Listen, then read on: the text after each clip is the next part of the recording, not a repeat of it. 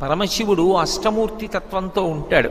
అందుకే పరమశివుడికి పూజ చేస్తే 8 నామాలతో పూజ చేస్తే చాలు, సంపూర్ణమైనటువంటి పూజ పూర్తి చేసినట్టే. అవకాశం ఉంటే శివాష్టోత్తరం చెప్పచ్చు, శివ సహస్రం చెప్పచ్చు. అవకాశం లేనప్పుడు 8 నామములు చెప్తారు.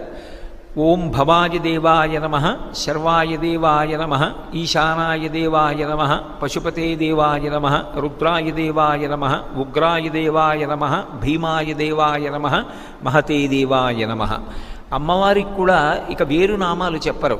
భవస్య దేవస్య పత్నీ నమః, శర్వస్య దేవస్య పత్నీ నమః, ఈశానస్య దేవస్య పత్నీ నమః, పశుపతే దేవస్య పత్నీ నమః అని ఈ 8 నామాలకి మళ్ళీ పత్నీ నమః అని కలుపుతారు.